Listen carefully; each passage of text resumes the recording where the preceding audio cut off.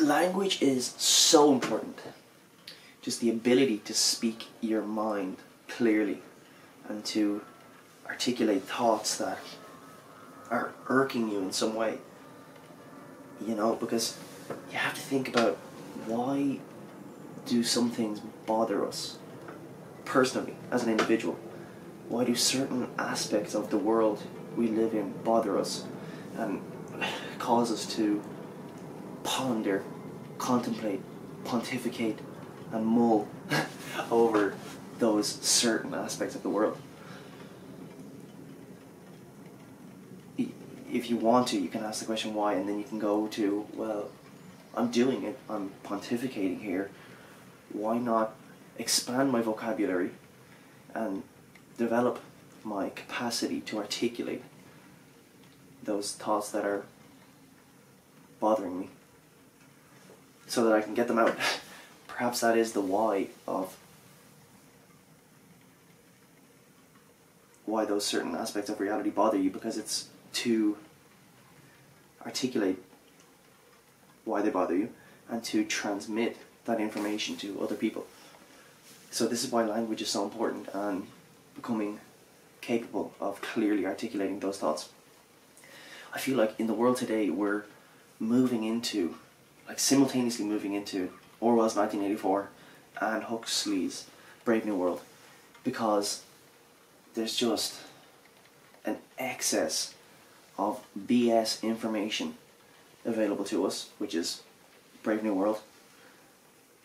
But at the same time, that BS information is BS because the quality of it, the language that is used to expand upon this, whatever information it happens to be, is low quality. It's really unsophisticated language. So maybe it's best if I describe an example of this. If you take the sort of climate change domain and that area of thought as an example, in society today we see that just say discussion always, reliably anyway, descends into us versus them thinking mode. And the problem with us versus them thinking mode is whenever we descend into that state, our conception of the world in our head is extremely low resolution. So what I mean by that is we're fully convinced of the knowledge that we have of the climate change situation, while also being fully convinced that the people on the other side are stupid. They're silly for not being able to see what we see. But the irony is that everybody in that us versus them thinking mode is stupid, because if you descend into that thinking mode, you necessarily have to have a partial knowledge of the complete problem set, and therefore if you are to enact policies that seek to solve the problems of the partial problems you have considered, you will only partially solve the complete problem set, and therefore will probably make the situation worse. So it is in the interest of everybody involved, even the dum-dums who descend into the us versus them thinking, to ascend out of that silly thinking mode into a more clear mode of thinking, which is facilitated by our capacity to articulate ourselves clearly.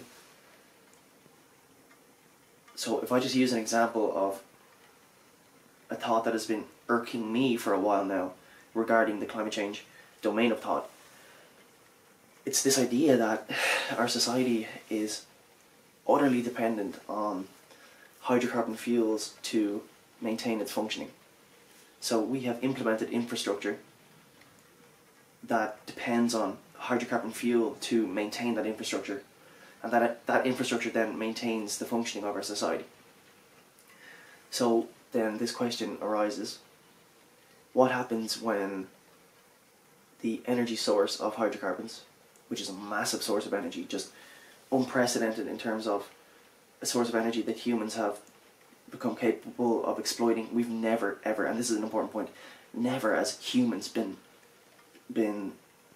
we've never had such a massive source of energy available to us to maintain the functioning of our society, and that will be an important point at some stage, like later on in this discussion or video essay. But where was I? Yeah. As soon as the economy within which our energy stream is embedded makes that source of energy scarce, what happens? When the infrastructure that depends on this, like for all intents and purposes, unlimited supply of hydrocarbon fuels, when that infrastructure now has no hydrocarbon fuels, or has a severely diminished amount of hydrocarbon fuels being pumped into it, what happens to the functioning of our society? Are we just going to accept famine, starvation, an inability to get from A to B? What do we do?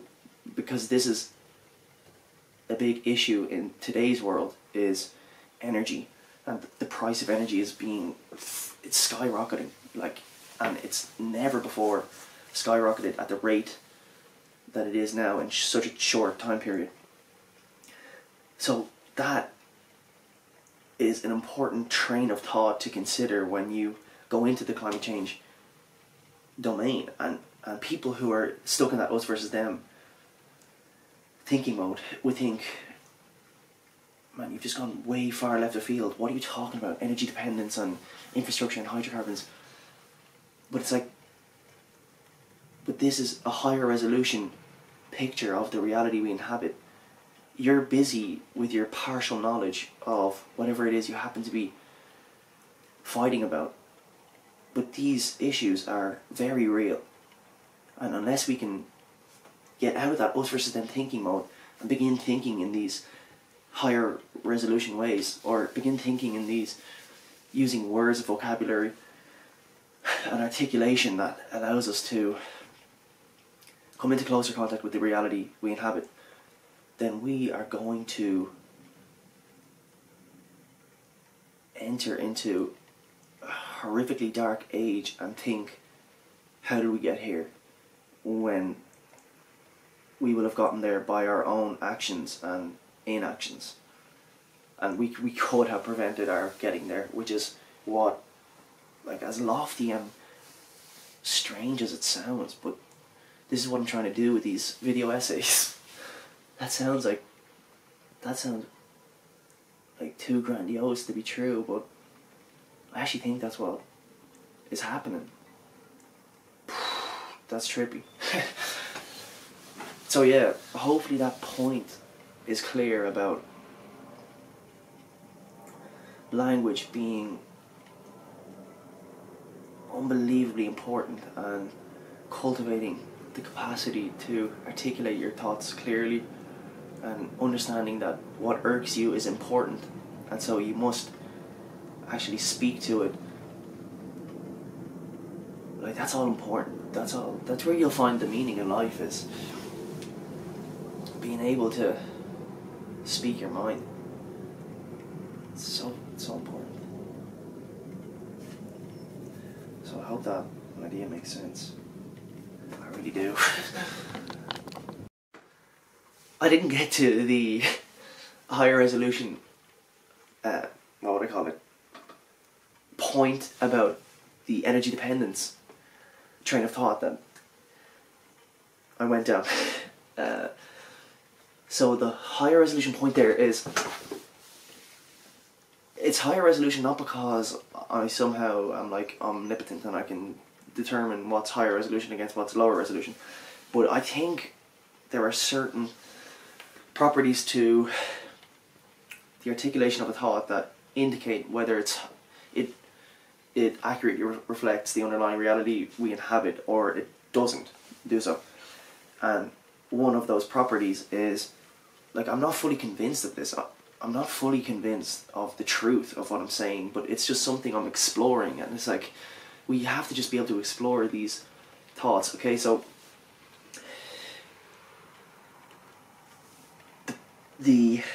what I think is the higher resolution point is we have to be able to stay in the trouble, okay, stay in the discomfort of not being certain of ourselves, because although we understand that the hydrocarbon fuel source, energy source, will become restricted in the very near future, we have to also understand that, well, the infrastructure that maintains the functioning of our society is completely dependent on that, so we can't just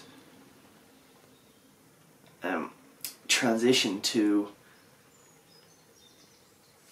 a way of life that may have sustained past populations of humans before the exploitation of hydrocarbon fuels and their fueling the functioning of our society, because the hydrocarbon fuel is a highly advantageous source of fuel, which means that if your population opts out of using that highly advantageous source of fuel, you lose in competition to whatever human population doesn't opt out of that fuel. So you can imagine, say one population opts out and it returns to sort of an older way of living, like permaculture, organic farming, no chemicals, beautiful, unreal, I'm loving it, like horse and cart transport mechanism, like I'm loving it, cool, I would love that. But the neighbouring population continues to use hydrocarbon fuels because the hydrocarbon fuels are so highly advantageous given their massive amounts of energy per unit of hydrocarbon fuel. They will outcompete that population that decided to transition back to some older way of life. So we just have to be able to, this is a higher resolution thought, because we can stay in that discomfort and say, oh, bollocks, we're in a tough situation here, like we're stuck between a rock and a hard place, because although we understand we're utterly dependent on these hydrocarbon fuels and that their supply is not unlimited and is actually becoming restricted as a result of the economy within which the energy stream is embedded, we also understand that we can't just simply opt out, because then geopolitical situations will arise where we just get wiped out. So that's the point. That is the higher resolution picture of climate change. Yeah? Hopefully that makes sense. And like when you descend into us versus them thinking mode, you can't even broach that sort of a topic. It's because you're thought of as insane. It's like, what the fuck, man, that's way too far left of field. Like we're here arguing about climate change, whether it's real or not, and you're only gone off on one about energy dependence and geopolitical situations. But that's the point. Like we have to be able to speak like that. And that is what I hope to be doing with these video essays. Like, and encouraging other people to do so. That's the whole point. And actually the dream is to one day develop a platform, let's call it, in the cyberspace where you speak your own mind and then publish that onto your channel, and then there's a thread where people can contribute their responses to that initial you're speaking your mind, and that this happens in many different places in the cyberspace, and somehow it contributes to our successfully finding our way through this bottleneck of modernity, because whew, it's getting dangerous out there, it's getting crazy.